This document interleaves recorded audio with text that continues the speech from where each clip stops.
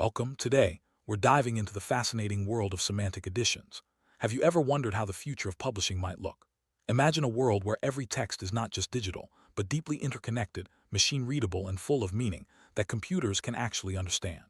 Semantic additions are more than just ebooks or online articles. They represent a new way of organizing, linking, and understanding our cultural heritage.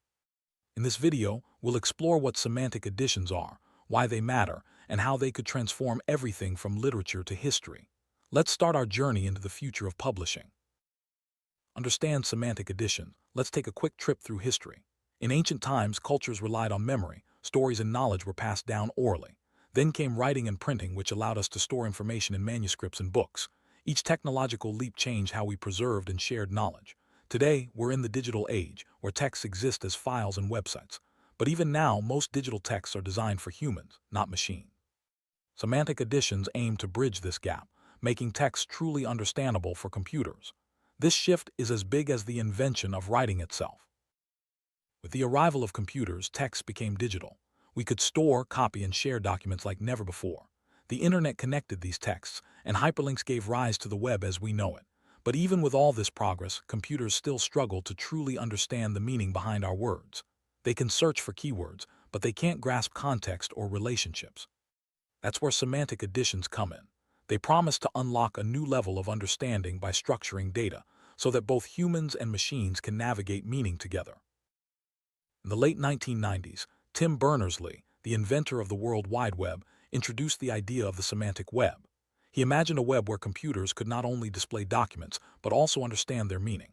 This would allow machines to analyze, connect, and reason about information just like humans do. The semantic web would use unique identifiers, ontologies, and structured data to make this possible. Although the full vision hasn't been realized yet, many elements are already part of our daily lives, from smart calendars to online shopping comparisons. So why should we care about semantic additions? Our cultural heritage, literature, history, art, is too valuable to be locked away in formats only humans can read. Semantic additions make it possible to connect, analyze, and discover relationships across vast collections of texts. Imagine instantly finding every reference to a historical event, tracing the influence of an author, or mapping the spread of ideas over time. Semantic additions turn static texts into living networks of knowledge, opening up new possibilities for research, education, and creativity.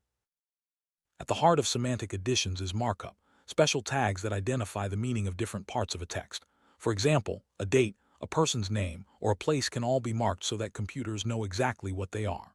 This markup must be consistent and universal, so that data from different texts can be linked together. When every text uses the same system, we can build a massive, interconnected network of knowledge. This is what makes semantic additions so powerful. They turn text into data that can be searched, analyzed, and visualized in entirely new ways. Markup isn't just about structure, it can capture meaning at many levels. There's structural markup, which identifies things like titles, paragraphs, and notes.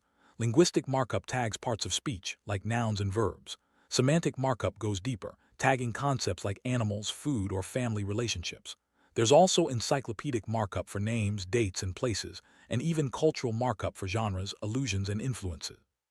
The more detailed the markup, the richer the connections we can make between texts.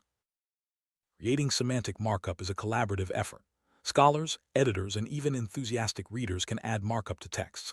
Sometimes this is done manually, especially for complex or subtle meanings. Increasingly, automatic tools and machine learning help with basic markup, like identifying names or dates. Crowdsourcing also plays a role, inviting the wider community to contribute. Over time, as more texts are marked up, the network of knowledge grows richer and more interconnected. Let's look at some real-world examples. The Prozhito Diary project connects personal diaries by date, letting you see what different people wrote on the same day. Parallel translation projects align different versions of a text, making it easy to compare interpretations. Social network maps, like those built from historical letters, reveal the connections between thinkers and artists across centuries. These projects show how semantic additions can bring text to life, revealing patterns and stories that were previously hidden. Semantic additions aren't just about text, they enable powerful visualizations. Imagine seeing a map of all the connections between authors, or a timeline of how ideas spread across history. Projects like the Knowledge Evolution Project use semantic data to create galaxies of knowledge, showing how disciplines grow and interact over time. These visualizations make complex information accessible and engaging, helping us see the big picture in ways that traditional books never could. Semantic additions to work on a global scale, we need common standards. The Text Encoding Initiative, or TEI, is one such standard. It provides detailed guidelines for marking up text in a consistent way, making it easier to share and combine data from different sources. Wikipedia's structured data, known as DBpedia, is another example, offering a universal database of people, places, and concepts. These standards are the backbone of the semantic network, ensuring that everything connects smoothly. Building a semantic network of culture isn't easy. It takes time, effort, and collaboration. There are technical challenges, like converting old data and agreeing on standards. There are also legal and copyright issues to solve, but the opportunities are enormous. As more text becomes semantically marked up, we'll be able to ask new kinds of questions, discover hidden connections, and create tools for learning and creativity that we can't even imagine today. Looking ahead, the ultimate goal is a single, unified semantic network that connects all of humanity's cultural heritage. In this future, every book, article, and artwork is part of a vast web of meaning. Researchers, students, and curious minds everywhere can explore, analyze, and create in ways never before possible. The boundaries between disciplines blur, and knowledge becomes more accessible and dynamic. This is the promise of semantic additions, a future where information is truly alive. Might wonder, why is this happening now? Advances in technology, machine learning, and data standards have made it possible to automate much of the markup process. The rise of digital humanities and collaborative projects means more people are contributing than ever before. As we digitize more of our cultural heritage, the need for semantic organization becomes urgent. The tools are ready, and the community is growing. Now is the time to build the semantic future. In summary, semantic additions represent a revolution in how we preserve, connect, and understand our cultural legacy. By making texts machine-readable and interconnected, we unlock new ways to explore knowledge, ask questions, and make discoveries. The journey is just beginning, but the potential is limitless. Whether you're a scholar, a student, or simply curious, the semantic future invites you to join in and help shape the next chapter of human understanding. Thanks for watching. Let's embrace the semantic revolution together.